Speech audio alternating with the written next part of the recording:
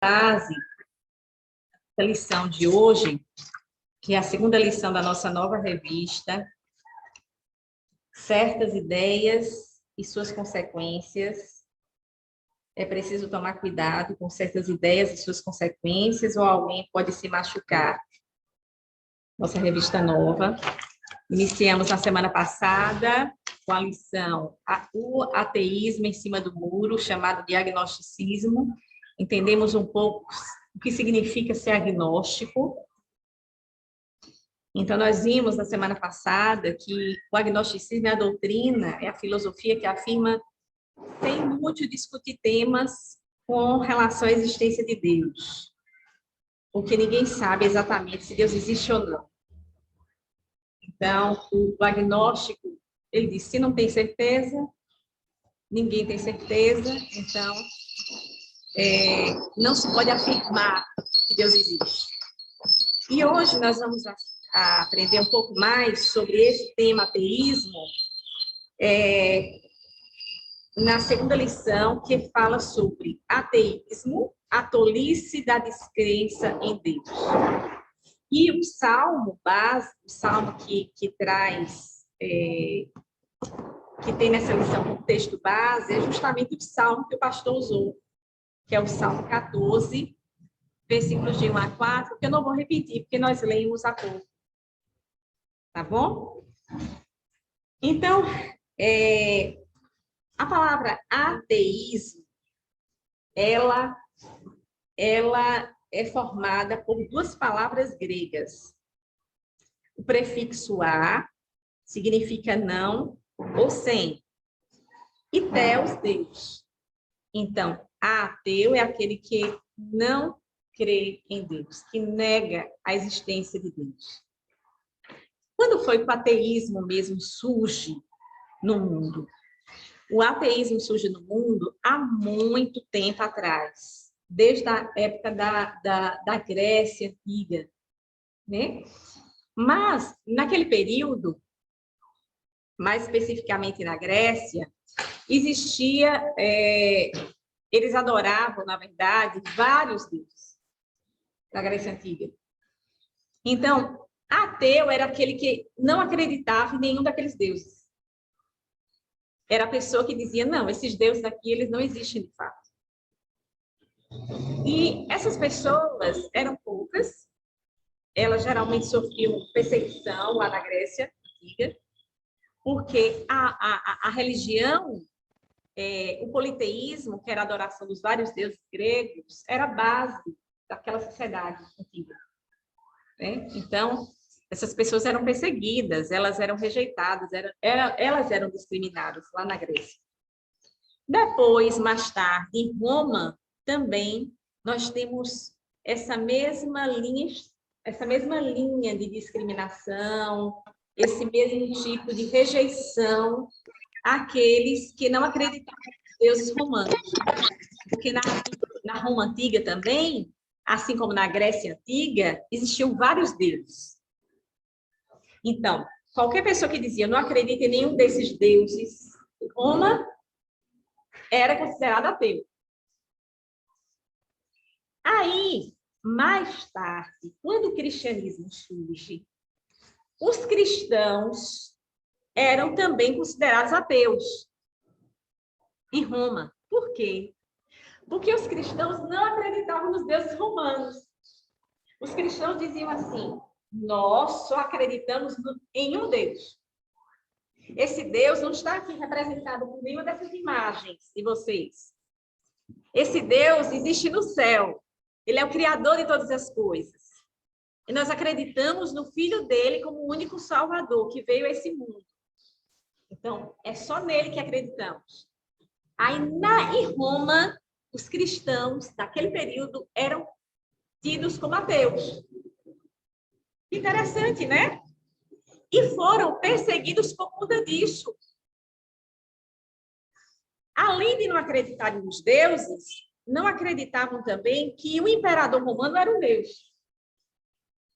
Porque em Roma, o imperador era um deus também. E os cristãos não acreditavam nisso.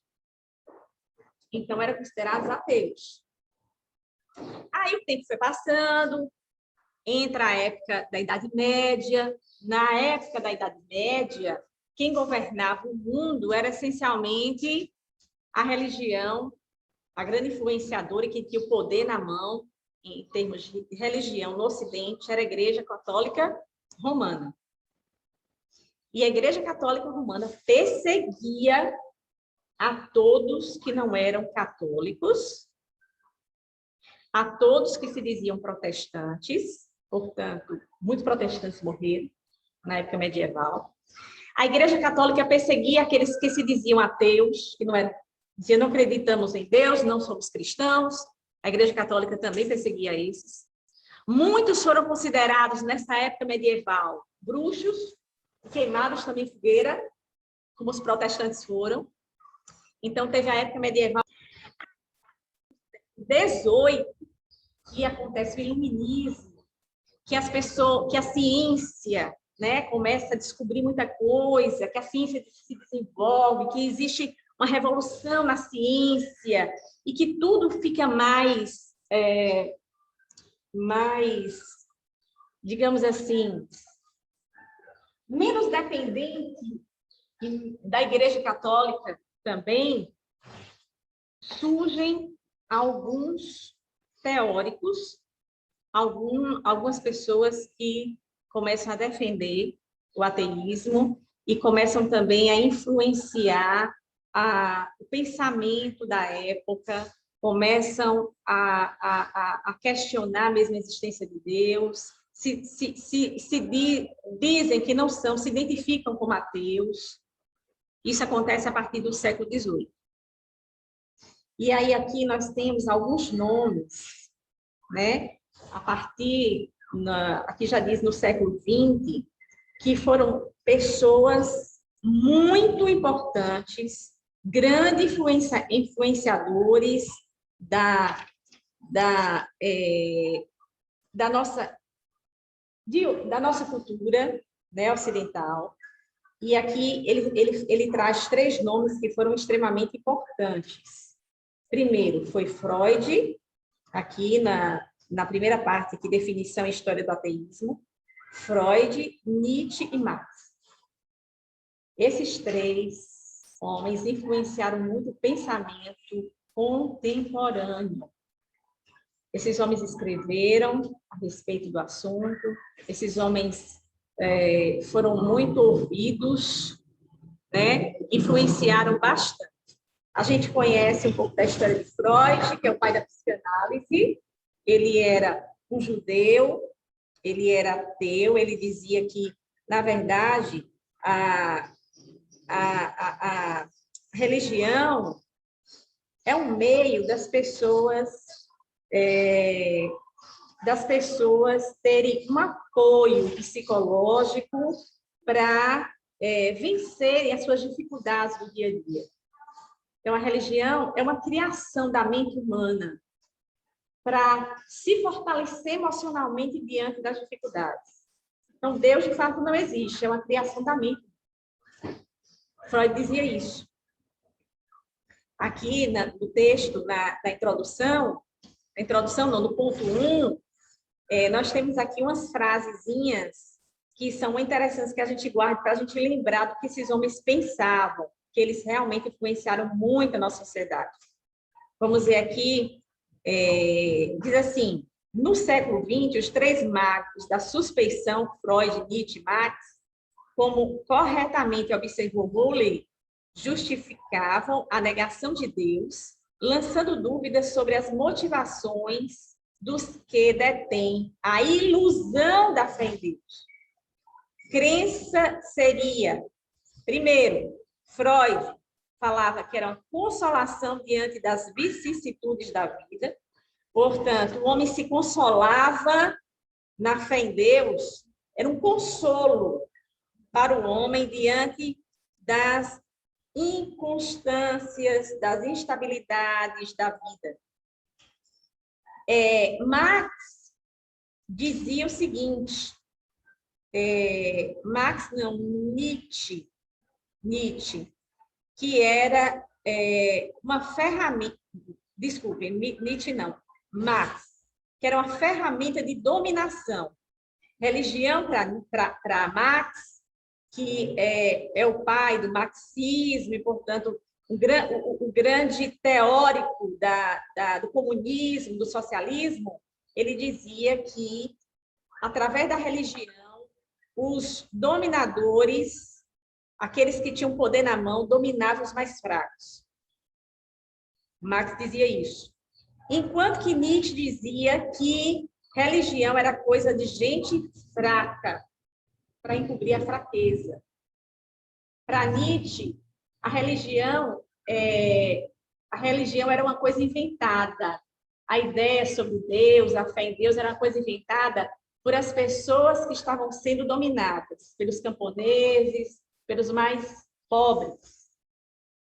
E esses camponeses, esses mais pobres, inventaram essa ideia de Deus, essa crença em Deus, porque eles não podiam fazer mais nada contra os seus dominadores.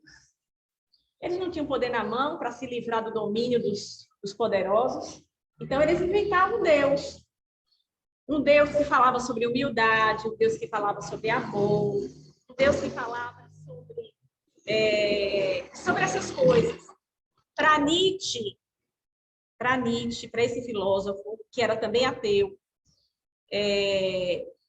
religião era coisa de gente fraca. Era coisa de gente fraca. Então, esses homens, eles escreveram muito. Esses homens, eles influenciaram muito a forma de outros pensadores enxergaram o mundo. E influenciam também nos nossos dias. Porque esses escritos deles ficaram, né? E influenciam muito também o que é ensinado nas universidades. Então, muito do que é ensinado na universidade tem como base os ensinos desses homens que foram ateus, né? Que foram ateus, que negavam completamente a existência de Deus. E agora, que a gente está falando do século XX aqui, e agora nos nossos dias, no século XXI? É o mesmo ateísmo do século XX? Não, é um ateísmo um pouco diferente. Agora tem outros nomes, tem outros teóricos que estão escrevendo, que estão colocando coisas na internet, que estão fazendo entrevistas, que estão disseminando o ateísmo no mundo. São outros nomes. Aqui no outro lado da folha, da página, na página 6, eu estou andando um pouquinho mais rápido na introdução, sem ler, para a gente adiantar, tá bom? Já que o pastor já falou no início sobre o mesmo assunto. Então, na página 6, aqui, logo no início, tem o nome deles. Richard Dawkins, Daniel Dennett, Sam Harris e Christopher Whitkins. Mais ou menos isso aí. A pronúncia em inglês fica um pouco deficiente, mas... Tá bom? Esses são os grandes nomes do ateísmo moderno, que é um ateísmo um pouco diferente do ateísmo do século XX. Porque os outros que eu citei, esses três, não batiam muito de frente com o cristianismo, por exemplo. Não batiam muito de frente. E eles expressaram suas ideias, escreveram a respeito delas, mas não eram militantes. Eles não tentavam, através das várias formas que hoje a gente percebe que esses novos tentam, de converter as pessoas ao ateísmo. Entendam. Esses aqui trabalham no sentido de que pessoas se considerem, passem a acreditar que Deus não existe. Então, esses aqui são muito mais nocivos, né? Do que os do século XX. Aí, a gente percebe que tem várias coisas na internet falando sobre o assunto, sabe? Tentando disseminar essa ideia da não existência de Deus. Queridos, eu passei por cima, mas eu vou voltar um pouquinho para a introdução, porque existem alguns números aqui, bem na introdução mesmo, números do IBGE de 2010. Aqui tem um número de pessoas no censo que foi feito em 2010, pelo IBGE, o número de pessoas que se dizem ateus no Brasil. 615, mais ou menos 615 milhões de pessoas se dizem ateus. 615 milhões de pessoas que se declararam ateias aqui no Brasil, em comparação à população, é uma coisa. Não chega nem a 1% da população. Se você for para a Europa, alguns países, passa da metade da população. Não. Se declara. Eu errei. 615 mil. É mil. Você falou milhões? Milhões. Não, milhões. Eu falei milhões? Não. Eu errei. Não. Eu errei. Eu confundi. Foi outro número aqui. Ó. Eu confundi outro número. Foram 615 mil que se dizem realmente ateus, mas nós temos 14.595.979 pessoas, segundo dados do IBGE, que se dizem sem religião. 14 milhões, né? Entendeu? A confusão foi feita aqui. 14 milhões que dizem não tenham religião. É possível que desses 14 milhões ainda tenham mais ateus. Entendem? Então, é mais ou menos 1% da população. É mais ou menos 1% da população brasileira que se diz ateu. O que é que tem crescido no Brasil? A partir da década de 80. O que é que tem crescido? O que é que tem acontecido em relação à religião no Brasil? Tem diminuído o número de católicos, aumentado o número de protestantes e aumentado o número de pessoas que dizem que não tem religião nenhuma. A partir da década de 80, tem acontecido essa mudança no Brasil. Né? E a gente percebe isso no nosso dia a dia. Quantas pessoas que a gente conhece que dizem assim, eu não frequento igreja nenhuma.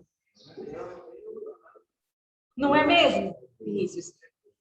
Gente, é muita gente que diz, eu não frequento igreja nenhuma. Eu até acredito em Deus. Mas religião, não. Não é verdade, Ana? Muita gente. Quantas pessoas... quando eu me converti, deixa eu fazer as contas, viu? Quanto tempo tem? 30 anos.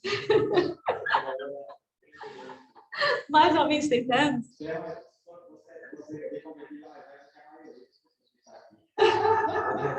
Mais ou menos 30 anos. Não vou dizer certinho. Mais ou menos 30 anos. Eu me lembro que quando eu passava com a Bíblia na mão sozinha, pela esquina da minha rua, tinha um grupo de jovens, de rapazes, que ficavam conversando. E aí eles gritavam, ó, crente, lá vai a crente. Era assim, há 30 anos atrás. Eu me lembro disso muito bem, nitidamente.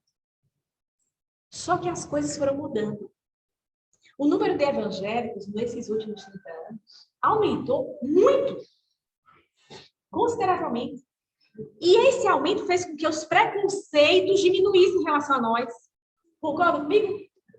Hoje, quando você diz assim, eu sou evangélico, ninguém nem comenta. Poucos comentam a respeito disso. Poucos te criticam em relação ao passado. Porque no passado, jogavam pedra nas igrejas evangélicas. Pedra mesmo. E a gente pegava pedra e jogava no templo, nos templos, aqui no canto. Não só eu frequentava a igreja com o meu pai, né? Eu tinha 3 anos, porque ele ia visitar a minha prima, gostava de então ele ia botar em conta daquele pequenininho. Sim. E tinha um rapaz que na hora da oração, ele jogava pedra, amigo da gente, só que a gente não suportava. Uhum. Vocês estão vendo como era o preconceito, gente?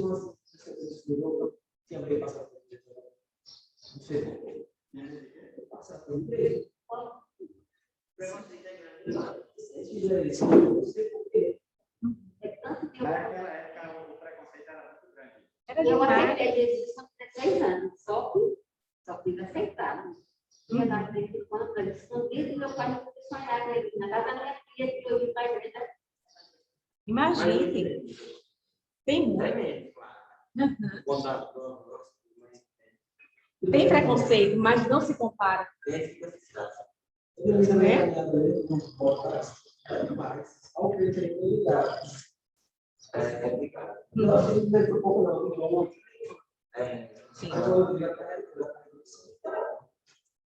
É verdade. Olha, a diferença é o que não tem vontade, mas eu creio que está assim, engraçado. Tá vendo? Alguns aceitam muito bem, né, hoje. Né? Confiam. Mas...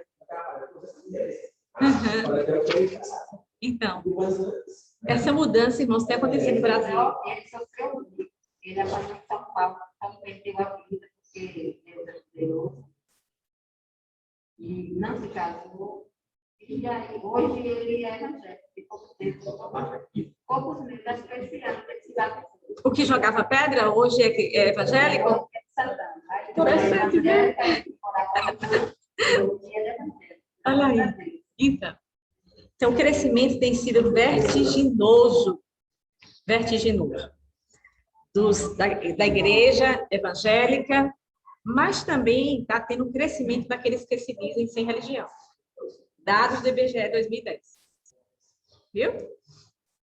Aí nós vamos passar para o ponto 2, ateísmo e os ismos de nossos dias. Ponto 2.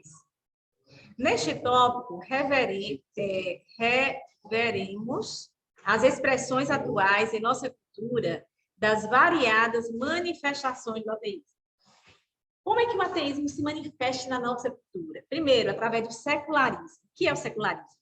É uma forma mais sutil de ateísmo, que nem sempre exige que declaremos não a Deus. No entanto, seu discurso é claro. Deus nunca é relevante para a discussão. Então, o nosso mundo é um mundo secularista, que diz, o que Deus disse não influencia nas nossas decisões, nas nossas leis. O mais importante é que nós sejamos felizes, é que as pessoas sejam felizes. O que Deus falou, o que a Bíblia diz, não tem relevância nenhuma, é coisa do passado. Diga se não é assim. Diga se o secularismo não reina na nossa cultura. Reina, sim. Aí, às vezes, a gente fica comparando, né, aquilo que a Bíblia diz e as leis que são impostas na sociedade de hoje. Pode.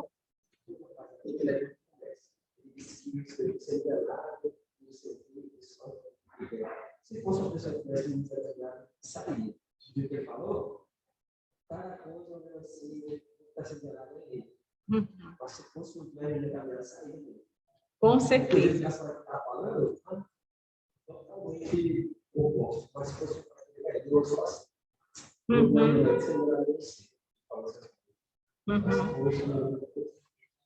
agora, você fala bonito. Você fala bonito. Já disse que fala isso aí. Ninguém cuida da tua cabeça. Você fala bonito,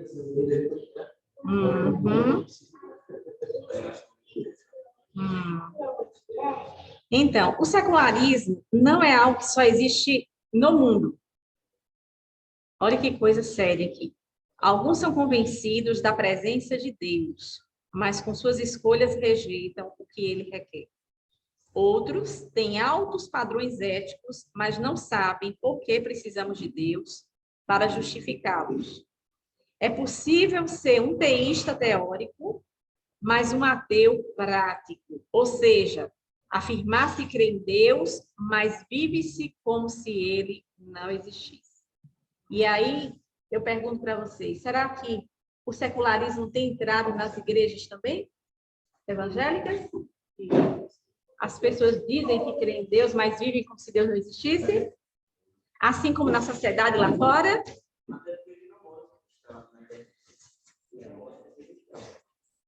Tem uma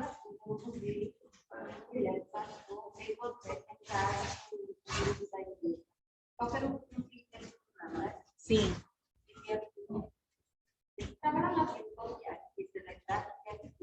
Uhum.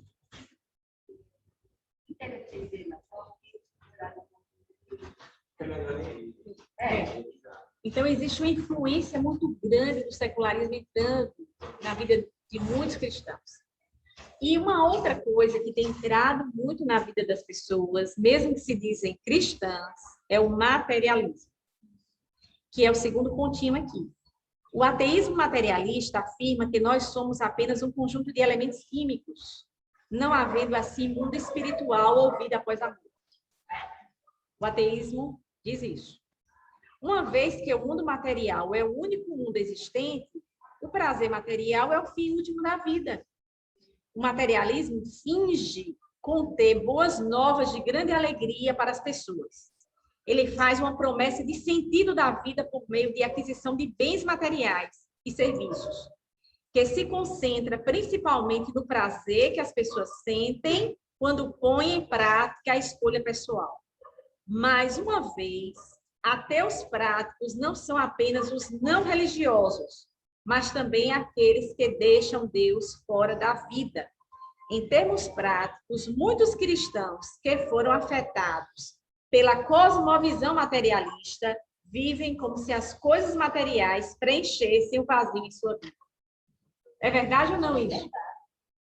Então, para o ateu, tudo é só a matéria e nada mais. Mas a gente tem percebido que alguns que dizem que creem em Deus estão resumindo a sua vida ao materialismo.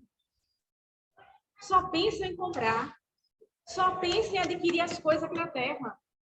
Vivem como se os bens materiais fossem a razão, trouxessem, na verdade, felicidade. E nós sabemos que isso não é verdade. Nós sabemos que a felicidade vem da nossa comunhão com Deus que nos criou.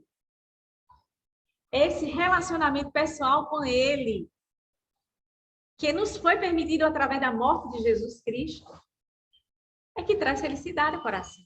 Não é o que nós temos ou deixamos de ter nessa vida. Portanto, um cristão que vive numa casinha simples, um cristão que só tem pouca coisa para comer, só o básico, um cristão que nunca vai ter um carro na vida, que só anda a pé, que não vai ter dinheiro para comprar, ou que não tem dinheiro para comprar, pode ser uma pessoa feliz? Claro que pode.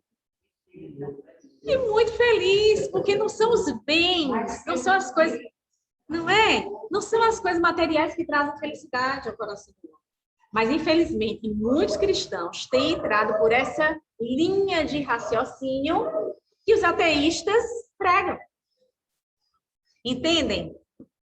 Como isso aqui são filosofias, é uma cosmovisão que sempre tenta influenciar também pessoas de dentro da igreja e que nós temos que tomar muito cuidado com elas.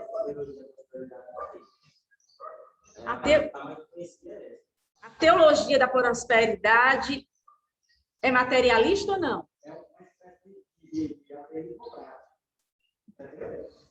Sim. Porque a pessoa é Deus, mas Deus não existe. O Deus dele é o dinheiro, é a prosperidade financeira. E o que é que eles pregam? O que é que a teologia da prosperidade prega? Fale, Vinícius. Quando eu conheci a teologia da prosperidade, sim. Eu não conhecia o Deus da vida. Eu conheci o Deus. Aí, quando eu comecei a ter Deus, comecei a ter a parte da teologia da prosperidade, né? Que você falou sobre isso. Aí, eu comecei a ler a Bíblia. Sim. Quando eu comecei a ler a Bíblia, eu vi que a teologia da prosperidade não fazia muito sentido. Porque se você tem formação cristã, você tem que ter o arrependimento. Você tem que se arrepender e saber que você é um miserável, pecador.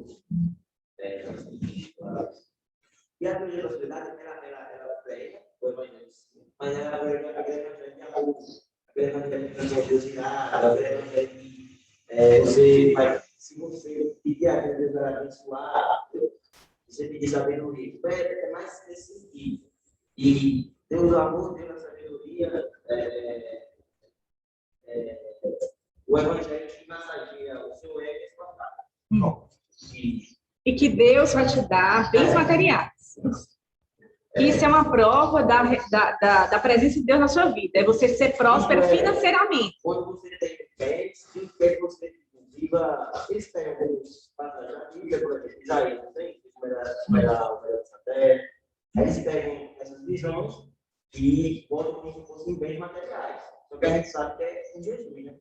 Só que ele não fala, tá? Ele está no sentido do carro, da mulher, da casa, aí engana. E se você não procurar o conhecimento, a verdade, como é que Jesus fala? Um exemplo. Exatamente.